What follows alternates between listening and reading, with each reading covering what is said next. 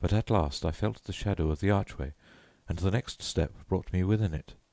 I had meant to turn here and spring through into the street, but the shadow was not that of an archway, it was that of a vault.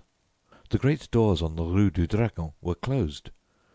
I felt this by the blackness which surrounded me, and at the same instant I read it in his face.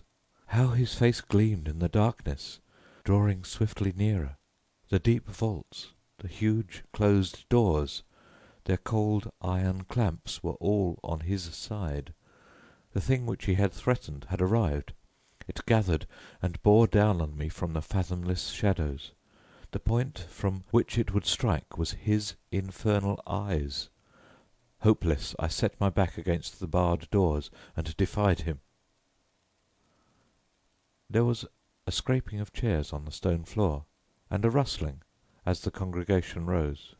I could hear the Suisse's staff in the south aisle, preceding Monseigneur C. to the sacristy.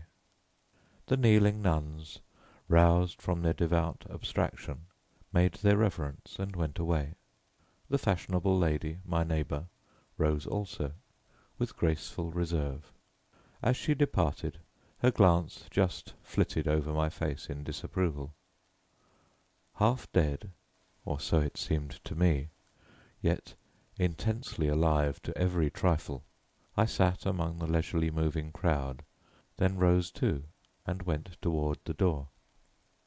I had slept through the sermon. Had I slept through the sermon? I looked up and saw him passing along the gallery to his place. Only his side I saw. The thin, bent arm in its black covering looked like one of those devilish, nameless instruments which lie in the disused torture chambers of mediaeval castles. But I had escaped him, though his eyes had said I should not. Had I escaped him? That which gave him the power over me came back out of oblivion, where I had hoped to keep it, for I knew him now.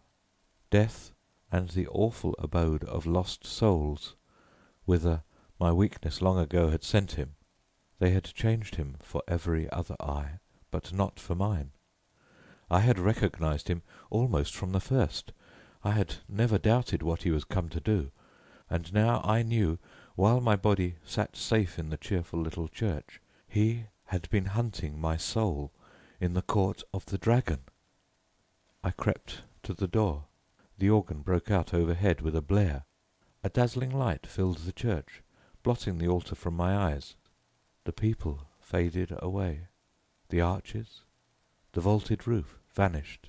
I raised my seared eyes to the fathomless glare, and I saw the black stars hanging in the heavens, and the wet winds from the lake of Hali chilled my face. And now, far away, over leagues of tossing cloud waves, I saw the moon dripping with spray, and beyond the towers of Carcosa rose behind the moon. Death and the awful abode of lost souls, whither my weakness long ago had sent him, had changed him for every other eye but mine, and now I heard his voice, rising, swelling, thundering through the flaring light, and as I fell, the radiance, increasing, poured over me in waves of flame. Then I sank into the depths, and I heard the King in Yellow whispering to my soul, "It is a fearful thing to fall into the hands of the living God." The end of In the Court of the Dragon, from The King in Yellow by Robert W. Chambers.